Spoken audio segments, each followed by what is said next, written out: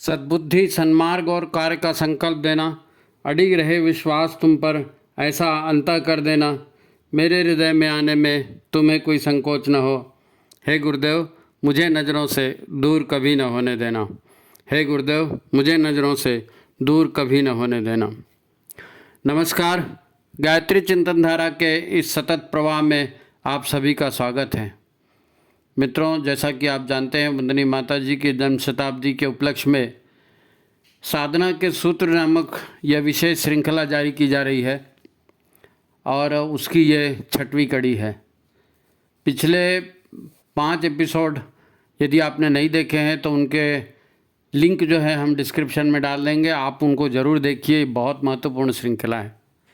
इस श्रृंखला में आज का हमारा विषय है अपने भीतर का वह परम तत्व। अपने भीतर का वह परम तत्व। मित्रों, ये संसार परमात्मा के एक विचार की उत्पत्ति है। परमात्मा या उस परम तत्व के चिंतन से प्रचंड वाइब्रेशन या जो स्पंदन उत्पन्न हुए, उसी से आदि शक्ति उत्पन्न हुई और आदि शक्ति ने इस संसार का सृजन किया। पुराण बताते हैं कि ये प्रचंड वाइब्रेशन ओंकार स्वरूप थे। आज भी यह ओंकार स्पंदन आकाश में, ब्रह्मांड में जारी है। इसी से आदि शक्ति ने पहले 3 धाराओं और पश्चात अनेक धाराओं का, शक्ति धाराओं का को जन्म दिया। एक गतिमान संसार दृश्य रूप में उन्होंने प्रकट किया। यह ओंकार आज भी जारी है और ब्रह्मांड का विस्तार भी आज भी जारी है। इसे बताने के पीछे कारण यह है कि हमारे शास्त्र यह भी कहते हैं कि जैसे ये ब्रह्मांड बना और चल रहा है, ऐसे ही सृजन हर पिंड में हुआ और हर पिंड उसी प्रकार विकसित हो रहा है, उन्हीं शक्तियों के द्वारा कार्य कर रहा है। ईश्वरी चेतना का एक अंश हर पिंड में है। अपनी धारणा और ध्यान की शक्ति से अपने स्वयं का निर्माण हर पिंड में हो रहा है। हर पिंड में हो रहा है। इस हर पिंड में भी शक्ति की वह तीनों धाराएं उसी रूप में काम कर रही हैं जिसके द्वारा मूल सृजन शुरू हुआ। मेंटेनेंस उसका चल रहा है और विनाश भी उसका चल रहा है। मतलब सृजन भी चल रहा है, परिपालन भी चल रहा है और अवांछनीयता का विनाश भी साथ साथ चल रहा है। ये पहले भी चल रहा था, आज भी चल रहा है, हर पिंड में चल रहा है। हर पिंड में वही चीज़ चल रही है। यत् पिंडे तत् ब्रह्मांडे। सब कुछ हमारे भीतर हो रहा है। इस अंक में हम देखेंगे किस प्रकार हमारे विचार हमें बनाते हैं या हमारे विचार हमें ही बर्बाद भी करते हैं। इन विचारों पर ध्यान देना ये बहुत महत्वपूर्ण है हम कार्यकर्ताओं के लिए। तो अपने विचारों को हम गढ़ें। हम यह भी जानने का प्रयत्न करेंगे कि क्यों हमारे सोचे हुए कार्य पूर्ण नहीं हो पाते, क्यों बार बार ठोकरें खाने के बाद भी हमसे वही गलतियां होते रहती हैं, जबकि वह परमात्मा जो दुनिया को चला रहा है वह स्वयं साक्षात हमारे भीतर सदा मौजूद है। अच्छा, एक बात और कि वह परम तत्व यदि हमारे भीतर है तो उसकी स्थिति क्या है, हम उसे कैसे पहचानेंगे? अपनी बात उससे हम मनवा सकेंगे? यदि हम अपनी बात उससे मनवा सकेंगे तो मंदिरों में जाकर के हर जगह माथा टेकने की फिर ज़रूरत भी नहीं पड़ेगी आपको, यदि वो परमात्मा आप हमारे भीतर है और आप उसे जान जाएंगे। आप समझ सकते हैं कि विषय काफ़ी रोचक और महत्वपूर्ण होने वाला है। तो वीडियो को आप लाइक कर लें, शेयर कर दें और जिन्होंने चैनल को सब्सक्राइब नहीं किया वो सब्सक्राइब भी कर लें। तो ये इंट्रोडक्शन के साथ आज की बात हम शुरू करते हैं। देखो, विवाद करने वाली बुद्धि तो सबके पास है। विवाद करने वाली बुद्धि सबके पास। वो बात को समझ भी सकती है और बिना समझे विवाद भी खड़ा कर सकती है। वैसे शास्त्र तो यही बताते हैं कि ईश्वर या वह परम तत्व बुद्धि के द्वारा समझा नहीं जा सकता। ईश्वर या वो परम तत्व बुद्धि के द्वारा समझा नहीं जा सकता। उसका आभास या साक्षात्कार जरूर हो सकता है। वो मंत्र है ना, ध्यानावस्थित तद्गतेन मनसा पश्यन्त्यम योगिनो। योगी जन विचार शून्य यानी ध्यान अवस्था में अपने मन के माध्यम से उसे देख पाते हैं, ऐसा शास्त्रों में वर्णन आता है। तो ईश्वर कहाँ है उसे दिखाओ, ऐसी बातें आपके सामने भी कई बार उठी होंगी। लोगों ने कहा होगा भगवान भगवान करते हो, कहाँ है भगवान तुम्हारा, दिखाओ। या उसके भीतर भी परमात्मा है, पशु पक्षी सबके भीतर परमात्मा है। तो शेर गीदड़ तो मांस खाते हैं, मतलब आपका परमात्मा मांस खाता है। फिर मनुष्य तो सबसे ज़्यादा हरामखोरी करता है, मतलब ईश्वर हरामखोरी करता है। ऐसे सारे तर्क कुतर्क बुद्धि में उपजते रहते हैं और लोग भी आपके सामने में इस तरह की बातें उठाते रहते होंगे। पर एक सत्य क्या है, पर सत्य क्या है और ऋषियों ने इसे कैसे जाना होगा, फिर उन्होंने जाना तो हम क्यों नहीं जान पाते। कोई पूछता तक नहीं। यदि वह परम तत्व तो हमारे भीतर है तो हम उसे कैसे देखें, कैसे उसका अनुभव करें। हम ध्यान ही नहीं देते, देखना ही नहीं चाहते, देखते ही नहीं है तो हमें दिखेगा कैसे। हम तो बस एक संसार की भेड़ चाल में चल रहे हैं। आर्गुमेंट यही होता है कि सब कर रहे हैं तो ठीक ही कर रहे होंगे, सब के सब बेवकूफ़ थोड़ी हैं। और वो कहते हैं ना, सबसे बड़ा रोग क्या कहेंगे लोग। तो लोगों के पीछे जाना और लोगों के क्या कहेंगे इससे डरते रहना, ऐसे ही तो ज़िंदगी चल रही है। हमने कभी सोचने की, देखने की कोशिश ही नहीं की। अगर हम देखेंगे तो हमको ज़रूर अपने भीतर का परमात्मा दिखेगा, क्यों नहीं दिखेगा। लेकिन हमको पता ही नहीं चलता कि हम कैसे अंधविश्वासी होकर के और आंखें बंद करके बस चले जा रहे हैं। देखो, आप हरिद्वार गए होंगे तो हरिद्वार में 3 बड़े प्रसिद्ध मंदिर हैं। एक मनसा देवी मंदिर है, एक चंडी मंदिर है और एक है गायत्री माता मंदिर जो शांति कुंज में है। ठीक है। अब शांति कुंज के गायत्री माता मंदिर में कोई भी व्यक्ति या दर्शक या श्रद्धालु जो भी आप बोलो, नारियल फूल अगरबत्ती लाल चुन्नी वगैरह नहीं चढ़ाता। आपने देखा शांति कुंज में किसी को लाल चुन्नी और नारियल अगरबत्ती चाहिए, मोमबत्ती सब चढ़ाते हैं। बाकी हर मंदिर में नारियल फूल चढ़ाते हैं लोग बाग। यानी गायत्री परिजन भी जो शांति कुंज में सत्र करने जाते हैं वो भी शांति कुंज में नारियल नहीं चढ़ाएंगे, पर मनसा देवी जाएंगे तो वो भी नारियल वाली जो है ना, वो फूल पन्नी वाली, फूल नारियल अगरबत्ती वाली पन्नी खरीद लेंगे। वो जो भी 40-50 रुपये जो भी मिलती होगी, है नहीं। तो पूजा कैसे करना है, पूजा क्या है, पूजा किस तरह से की जाती है, नारियल फूल चढ़ाने के पीछे रहस्य क्या है, किसी को न तो जानना है न समझना है। सब लोग करते हैं इसलिए हम भी करते हैं। ऐसे भी लोग हैं कि उनको कह दो इस देवी को बकरा और भैंसा चढ़ाते, तो वो वहाँ भी बकरा भैंसा भी चढ़ा के आ जाएंगे। कोई नहीं, हम तो वहाँ गए थे, वहाँ सब लोग चढ़ाते हैं, नहीं चढ़ाएंगे तो अनिष्ट हो जाएगा। तो लोगों ने कहा हमने मान लिया, बलि प्रथा ऐसे ही तो चल रही है, क्योंकि सब कहते हैं कि हमें भी करना चाहिए तो बस कर रहे हैं। जानबूझ करके, समझ करके और किसी परम उद्देश्य से कोई करे तो बात समझ में आती।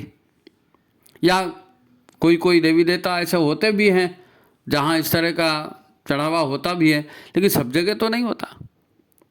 इसको समाज की भेड़ चाल कहते हैं और ये तत्व प्राय सभी में होता है। वो कहते हैं ना कि सबसे बड़ा रोग क्या कहेंगे लोग, भगवान क्या है ये तो नहीं मालूम, पर उसे खुश तो करना है ना, भगवान को खुश तो करना है, क्योंकि अपने दुखों का निवारण हमारे द्वारा तो नहीं हो पा रहा है।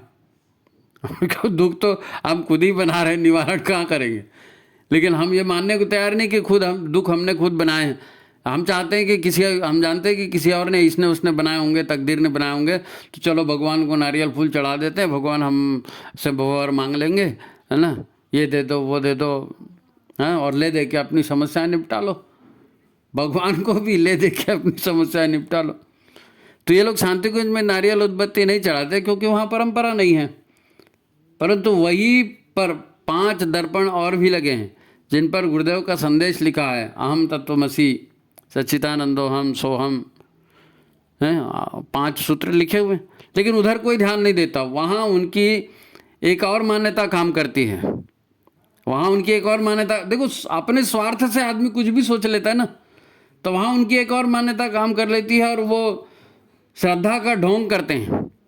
हाँ, श्रद्धा का ढोंग करते हैं कि हम तो गुरु जी, माता जी, गायत्री माता सब तो यही हैं, हम तो उनकी शरण में आ गए हैं, अब वो हमारे सारे दुख दर्दों को, तकलीफ़ों को देख लेंगे।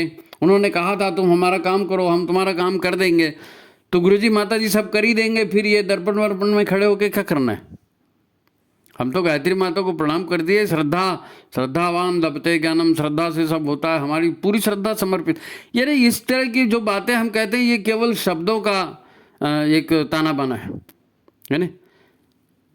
ये एक उदाहरण था, पर ऐसा दुनिया में चल रहा है, ऐसा दुनिया में चल रहा है। तो ऐसे ढुलपुल वाले व्यक्ति संकल्प कहाँ लेंगे और इनसे कहीं सृजन होगा? नहीं, ये तो अनुसरण ही करेंगे। हम बात कर रहे थे अपने भीतर स्थित उस परम तत्व की। गुरुदेव ने कहा तुम वही सच्चिदानंद स्वरूप चैतन्य सत्ता हो, कारण शरीर और सूक्ष्म शरीर से लिपटे हुए। उन्होंने यह भी कहा कि तुम्हारी चेतना अन्नमय, प्राणमय, मनोमय, ज्ञानमय और विज्ञानमय कवर्स से कवर्ड है, कवर से कवर्ड है। पर लोग अपने आप को जानना ही नहीं चाहते। उन्हें दुख मिल रहे हैं और उनको सिर्फ उन दुखों से मुक्ति चाहिए। बस लोग दुखी हैं और उनको उन दुखों से मुक्ति चाहिए। बाकी कोई भी भगवान हो, कोई भी ऐरा गैरा हो, किसी के भी सामने वो सिर झुकाने के लिए और मुर्गी बकरा चढ़ाने के लिए, सब करने के लिए तैयार है। बस दुख दूर होना चाहिए किसी भी कीमत पर। वो यही मानकर चलते हैं कि तकदीर खराब है, अमुक अमुक की वजह से मुझे परेशानी है, हैं? एक छोटी सी कहानी, एक चोर है, वो जेल में था, सजा भुगत रहा था। तो जेलर से वो कहता है साहब इस बार मुझे छुड़वा दो जेल से, इस बार जेल से छुड़वा दो, बड़ी गलती हो गई, अब से मैं गलती नहीं करूँगा। जेलर सोचता है चलो इसको अपनी गलती का एहसास हो गया, अब शायद बाहर जाकर ये चोरी नहीं करेगा। तो जेलर ने उससे पूछा कि अच्छा एक बात बताओ, बाहर जाकर तुम अपना जीवन कैसे सुधारोगे? बाहर जाकर तुम अपना जीवन कैसे सुधारोगे? तुमसे गलती हो गई बोल रहे ना, तो अपनी गलती सुधारोगे कैसे? तुमको तो सज़ा हो गई, लोग तो तुमको चोर ही समझेंगे। उसने भी स्वीकृति में सिर हिलाया और कहा सुधरना तो मुझे पड़ेगा, सुधरना मुझे पड़ेगा, नहीं सुधरूंगा तो मरूंगा, और क्या है, सुधरना तो मुझे पड़ेगा और मैं दावा करता हूँ मैं सुधरूंगा। अब से पूरा ये जो रफ़ीक है ना, जिसको मैंने पार्टनर बनाया था, अब से मैं रफ़ीक को कभी पार्टनर नहीं बनाऊंगा। रफ़ीक ने धोखा दिया, अगर रफ़ीक धोखा नहीं देता ना, वो गड़बड़ नहीं करता, तो मैं पकड़ा नहीं जाता। उस रफ़ीक के बच्चे ने मेरे साथ दगा कर दिया। अब से मैं जो है ना अपना सुधार करूंगा और रफ़ीक को कभी अपने साथ चोरी में पार्टनर नहीं रखूंगा। ये उदाहरण कोई मजाकबाजी नहीं। सब ऐसा ही सोचते हैं और कहते हैं कि उनको समाज में यही सीखने को मिला कि कुछ न कुछ बुरा तो सभी करते हैं, समाज सिखाता है ऐसा, लिटरली ऐसा होता है। अरे सब लोग कुछ न कुछ बुरा करते हैं, दूध का धुला कौन है, हैं? अब बुरा करना बुरा नहीं है, पकड़े जाना बुरी बात है, पकड़े जाना बुरी बात है। तो कुछ सीखो और ढंग से काम करो ताकि तुम पकड़े ना जाओ। ये ऐसी समझाइश, ये ऐसी शिक्षा, ये ऐसा माहौल हमारे समाज में है और सब ऐसे ही जी रहे हैं, सब ऐसे ही जी रहे हैं। हमारे से हमने कोई गलती किया, हमने वो हमको हम पकड़े गए तो हम कहते हैं वो हमने गलती किया, वो भी तो कर रहा है, वो भी तो कर रहा है। ये क्या है आर्गूमेंट? ऐसा नहीं करते लोग।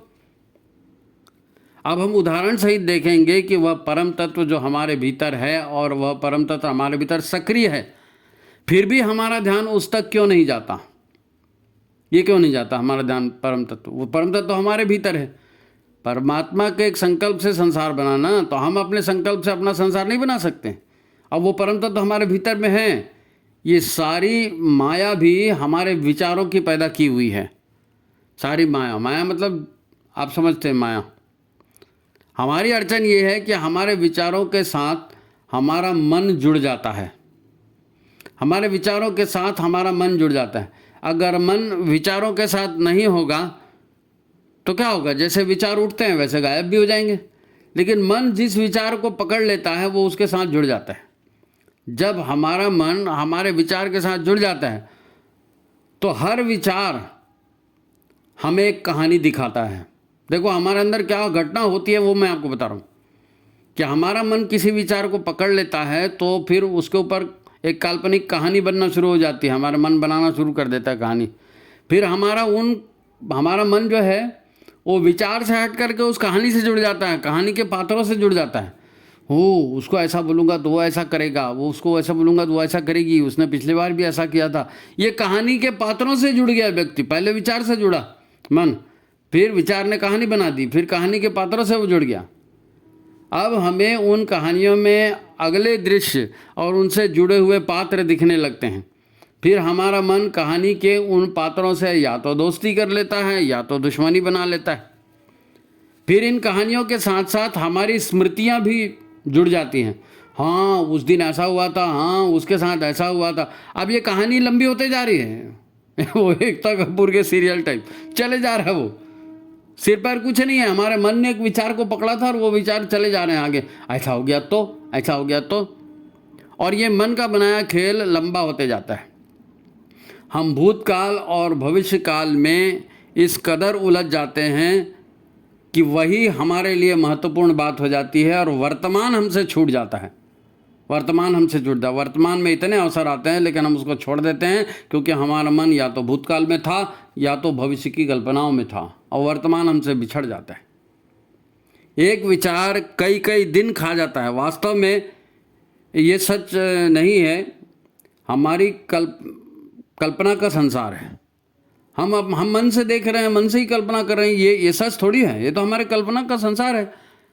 मन की उस उठापटक में वास्तविकता गायब हो जाती है। वास्तविकता गायब हो जाती है। व्यक्ति संदेह और आशंका से परेशान हो जाता है।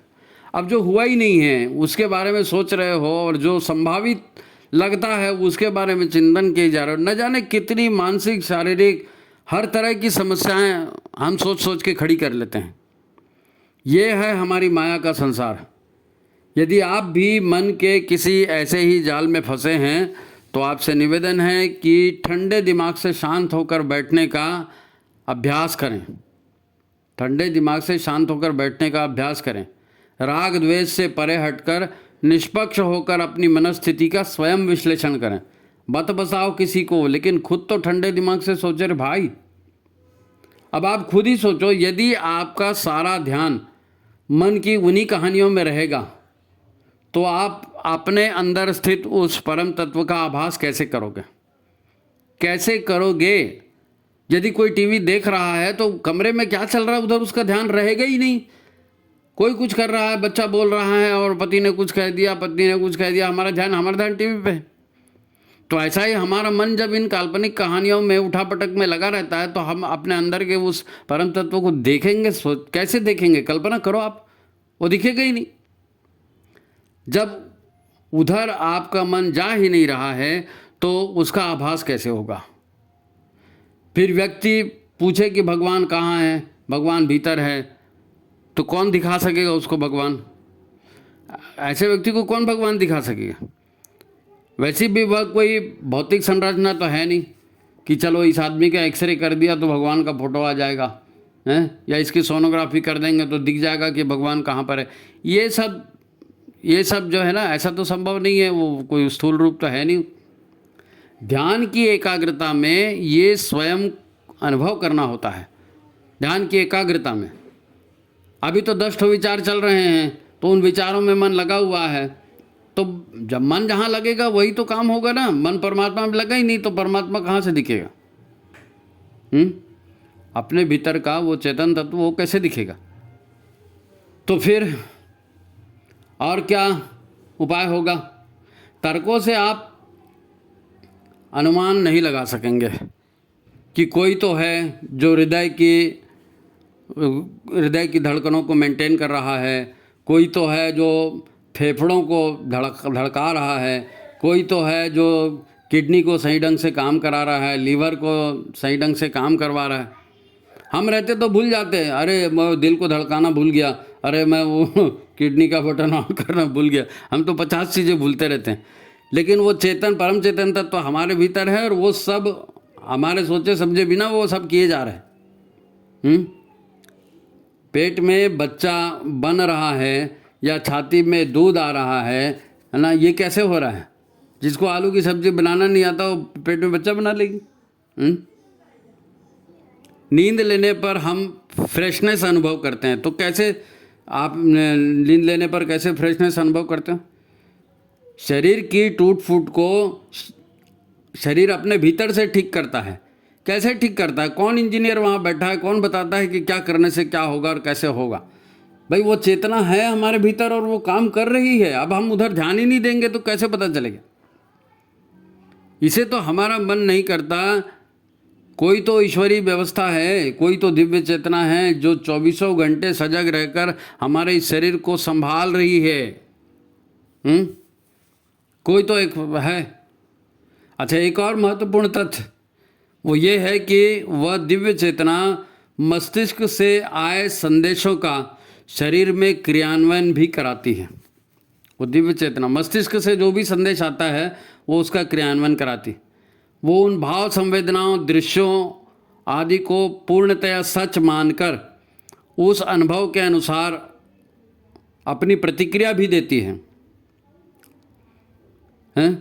चाहे टेलीफोन से संदेश आए या कोई आकर बताए या जीवन में वास्तव में वो घटना घटे या आप स्वप्न ही क्यों ना देखें, उसे वो अंतःचेतना सत्य मानकर प्रतिक्रिया देती है। अंतःचेतना के पास मैसेज जाना चाहिए, वो रिएक्ट करेगी। आप चाहे सपना भी देखो, सपने में लोग चिल्लाते हैं, पसीने से तरबतर हो जाते हैं, रोना शुरू कर देते हैं, तो चेतना के पास जो भी खबर मन के द्वारा जाती है, चेतना उसको सही मानती है और उस ढंग से रिएक्ट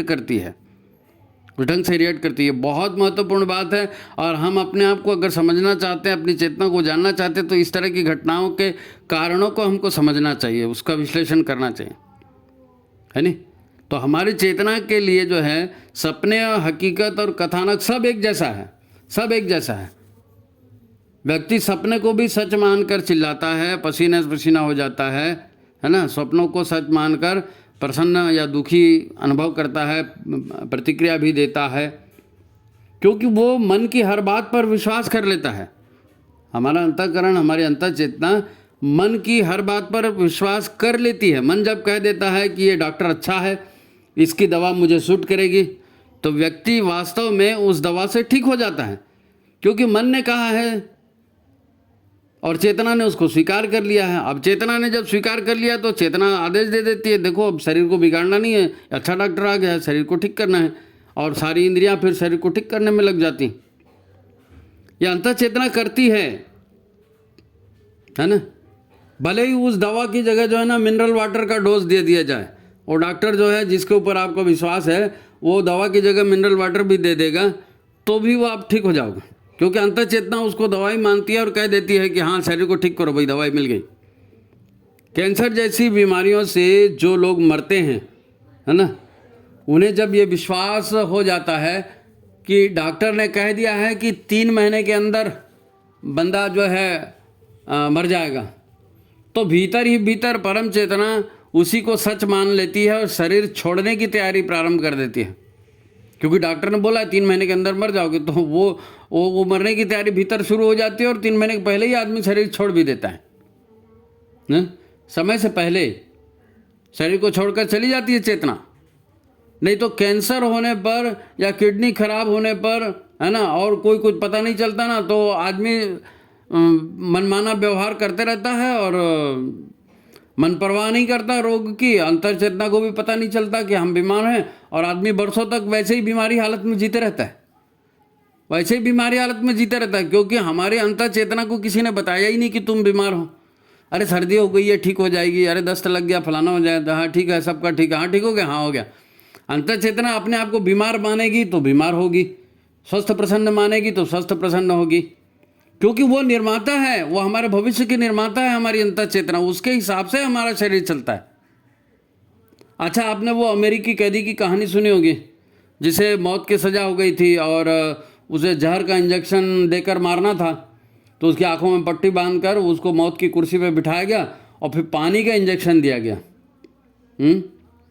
फिर चूंकि मन को ये विश्वास था कि अरे ये तेज जहरीला इंजेक्शन दिए हैं, अब तो इंजेक्शन लगते ही मैं मर जाऊंगा, तो कैदी पानी का इंजेक्शन लगने पर भी मर गया और उसका पोस्टमार्टम किए तो उसके पोस्टमार्टम में उसकी जहर से मृत्यु हुई, ये रिपोर्ट आई। क्योंकि अंतः चेतना ने मान लिया था कि मुझको जहर मिला है और मुझको मरना है, तो सारी व्यवस्था उसी हिसाब से अंतः चेतना ने शरीर में बनाई और शरीर छोड़ के चले गई।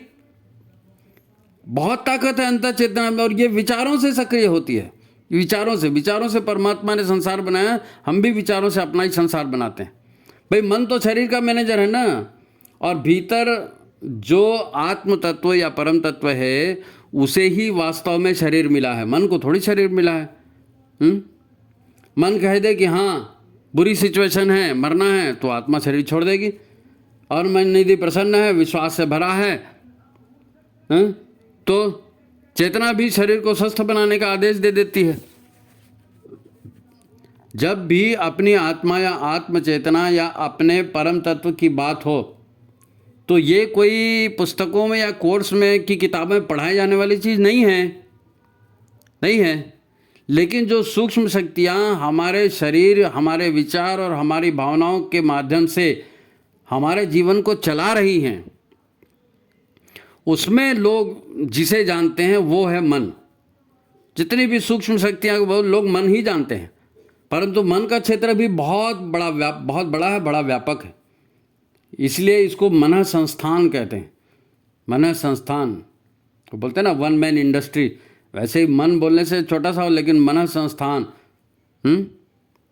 कह देते हैं। इसमें चेतन मन आता है, अवचेतन मन आता है, अचेतन मन आता है, अलग अलग इसके डिपार्टमेंट बना दिए हैं काम के हिसाब से। फिर लेकिन भ्रम में नहीं पड़ता। मन अलग है और आत्म तत्व ये अलग है। आप बिल्कुल भ्रम में मत पड़िए कि मन ही आत्मा है। वो गाना वाना बना देते हैं, मन ही देवता मन ही ईश्वर। ये ऐसा कोई मन देवता ईश्वर नहीं होता। मन अलग चीज़ है, आत्म चेतना या परमात्मा आत्मा अलग चीज़ है ना। जिसे हम अपनी आत्मा कह देते हैं ना, वो भी जो है ना स्वतंत्र परम तत्व नहीं है। हाँ, वह स्वतंत्र परम तत्व नहीं है। हमारे भीतर वह परम तत्व जिस कारण शरीर से घिरा है, वो कारण जो है ना, उसको हमारी आत्मा को बार बार जन्म लेने के लिए प्रेरित करता है। तो हमारा आत्म तत्व काहे से बंधा है? कारण शरीर से बंधा है। कारण शरीर में क्या है? कारण शरीर वो सूक्ष्म शरीर है जिसके भीतर वो ऊर्जाएं, वो तत्व संकलित हैं जो जीवात्मा को जन्म लेने के लिए बार बार बाध्य करती हैं। शरीर बार बार जन्म लेने का जो है ना, कारण शरीर बार बार जन्म लेने का कारण बना देता है। खैर, हमारा यहाँ उल्लेख करने का कारण ये है कि जीवात्मा का और भी ज़्यादा शुद्धिकरण साधना के द्वारा संभव होता है।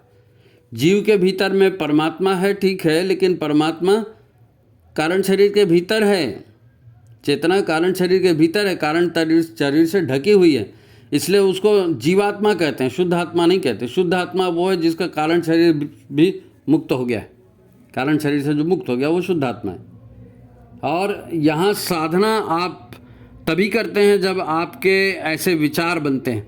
आपके विचार बनेंगे कि नहीं मुझको साधना करनी है, तभी ना आप विचार करेंगे। आप सोचो, जब परमात्मा आपके प्रबल विचारों से सृष्टि की रचना करते हैं, परमात्मा जो है अपने प्रबल विचारों से सृष्टि की रचना करते हैं, तो आपके भी प्रबल विचार जो हैं वो आपकी भी रचना करते हैं। आपके सकारात्मक विचार होंगे तो आपका शरीर बेहतर बनता है, आपके नकारात्मक विचार होंगे तो आपका शरीर कमज़ोर बनता है नहीं। सकारात्मक विचार शरीर को स्वास्थ्य लाभ देते हैं ना। अपने संकल्प बल से, कठोर अनुशासन से आप अनुष्ठान संकल्प करते हैं, अनुष्ठान आपके पूर्ण होते हैं, कठोर अनुशासन से होते हैं ना, अपने संकल्प से। जन्मों के संचित कषाय कलमश या नकारात्मकता इस तप बल से नष्ट होती है। तो आप अपने आत्म तत्व का शोधन कर रहे होते हैं। अनुष्ठान करते हैं तो क्या करते हैं? आप अपने आत्म तत्व का शोधन करते हैं। मतलब कषाय कलमश हटाना माने शोधन करना। परमात्मा तो अंदर है ही है, उसके ऊपर में जो क्या कहना चाहिए, ऊपर में कवरिंग हो गई थी ना, उसको आप हटा रहे हैं अपने तप से, है नहीं। हर व्यक्ति चाहे तो अपने संकल्प से ऐसा कर सकता है, अपनी नकारात्मकता को स्वयं दूर कर सकता है, अपनी आत्मा का शोधन कर सकता है। योग निर्माण मिशन के माध्यम से, है ना, गुरुदेव ने हमको जोड़ दिया, तो मिशन से जुड़ गए तो सत्संग का अवसर हमको मिल गया, गुरुदेव की प्रेरणा हमको मिल गई।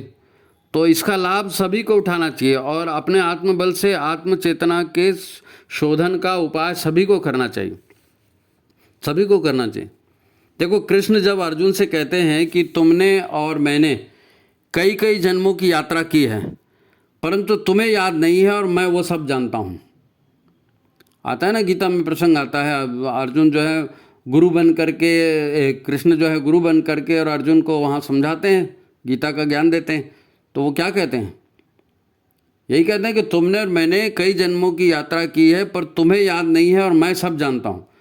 जिस दावे से भगवान श्री कृष्ण कहते हैं कि मैं ही परम तत्व हूँ, मैं ही परमात्मा हूँ, हाँ, और सब धर्मों का त्याग करके तू मेरा अनुसरण कर, हाँ, मंत्रों में मैं ही गायत्री मंत्र हूँ, नदियों में मैं ही गंगा हूँ, हैं? तो ऐसी अनेक बातें वो अर्जुन से कहते हैं और अपना विराट रूप भी अर्जुन को दिखाते हैं। तो सिर्फ इसलिए कि वो अपनी जीवात्मा का परिष्कार करके शुद्ध आत्मा बना चुके हैं, अपने आप को परम तत्व में विलीन कर चुके हैं अपने आप को, इसलिए कह पाते हैं। अर्जुन ने वो काम नहीं किया था, इसीलिए तो कृष्ण कहते हैं ना कि मैं जानता हूँ, तू नहीं जानता, है ना। शुद्ध परमात्मा स्वरूप को कृष्ण प्राप्त कर चुके थे, ये भेद है यहाँ कृष्ण और अर्जुन में, यही भेद है। या दूसरे ढंग से इसको समझे तो हमारे गायत्री चालीसा में एक पंक्ति है, जानत तुम्हें तुम्हें भय जाई। जो उस परम तत्व को जान लेता है वो उस परम तत्व रूप हो जाता है। अब जानेगा कैसे?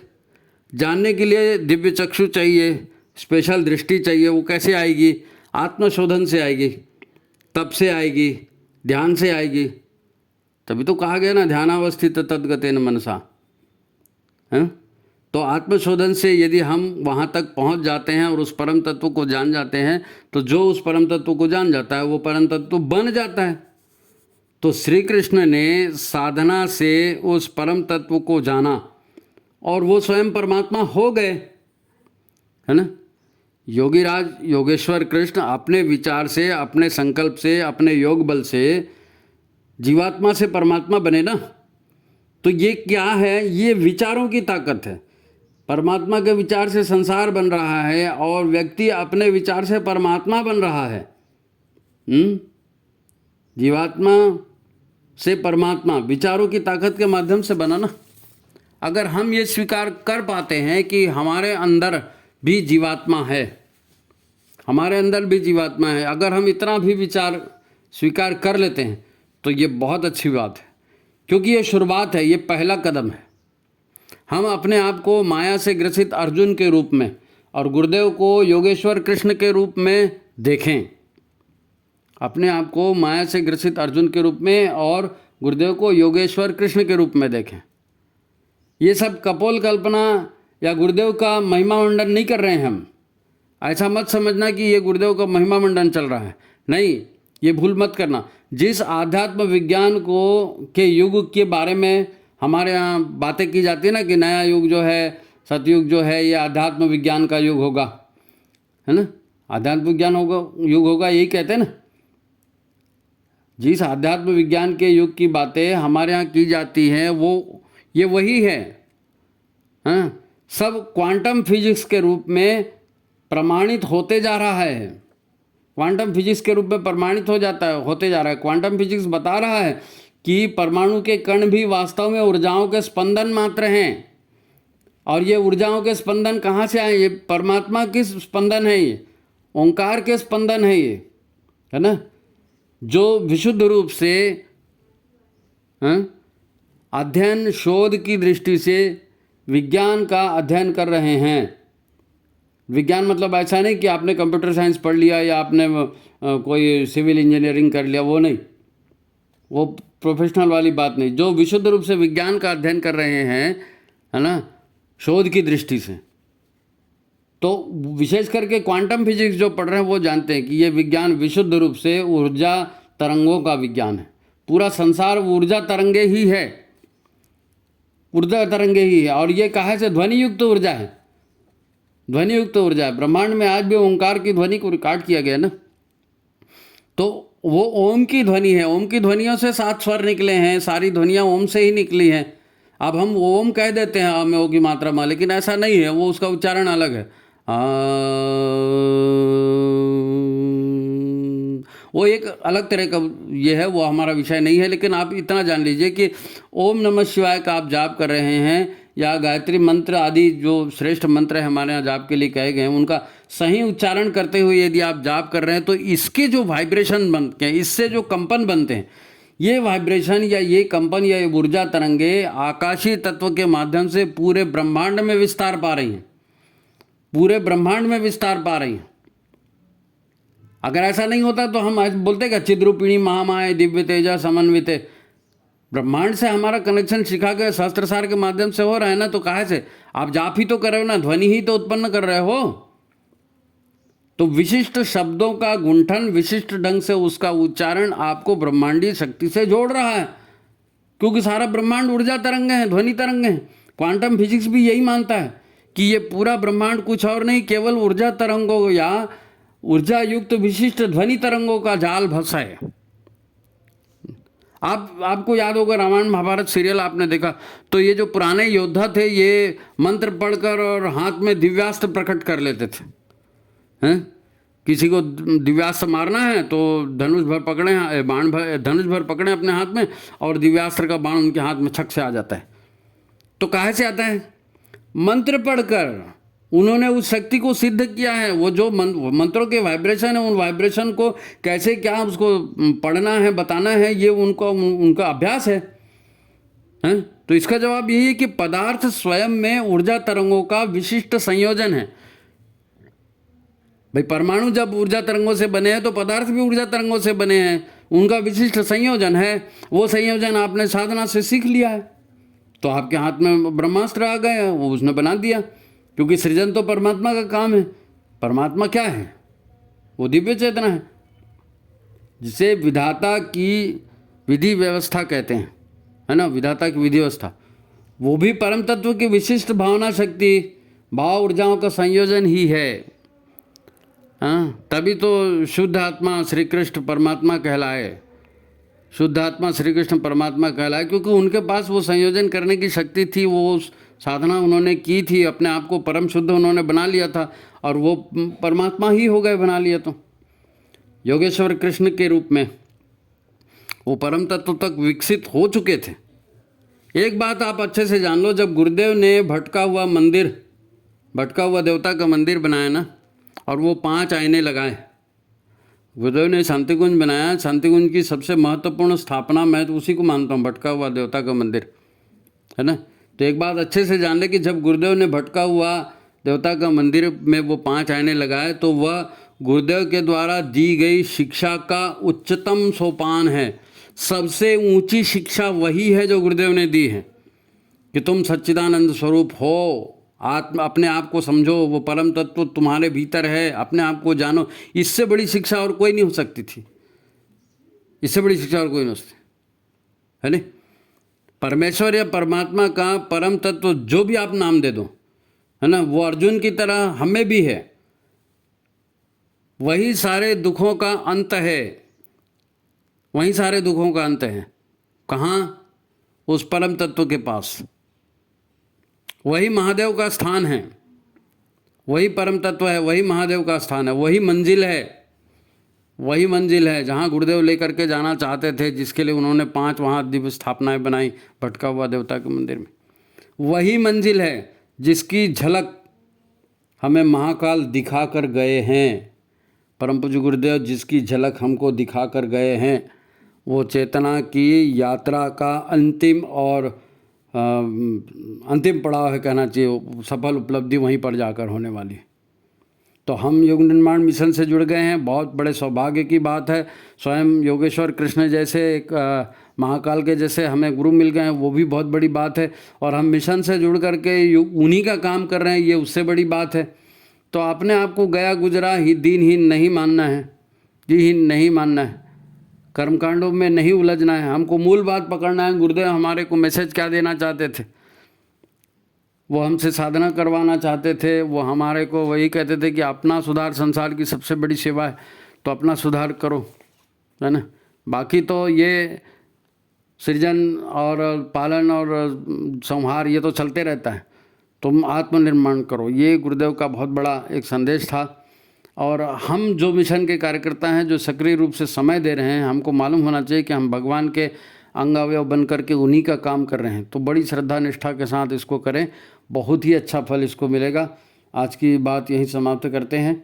और जैसा कि आपको बताया था, विषय श्रृंखला है और उसकी ये 6वीं कड़ी है। तो 5 पूर्व की कड़ियों के भी हम लिंक इसमें डाल रहे हैं डिस्क्रिप्शन में, आप उनको ज़रूर देखिए और इन पर गंभीरता से चिंतन कीजिए। ये जो एपिसोड हैं ये आपको विशेष रूप से तैयार कर रहे हैं। और ये जो 144 वर्षों के बाद ग्रह नक्षत्रों की एक स्थिति बनी है, उसमें आत्मविकास की एक बहुत प्रबल संभावना है, बहुत प्रबल संभावना है। इसीलिए तो इस महाकुंभ का इतना महत्व हुआ था। तो इस अवसर पर ये है, तो देखिए आप गुरुदेव के ये संदेश आपके पास पहुंच रहे हैं। क्या करते हैं, कितना करते हैं, ये आपके ऊपर है। भगवान आपका भला करे, आपको सफल बनाए। इसी कामना के साथ आज की बात समाप्त। सभी को प्रणाम, नमस्कार।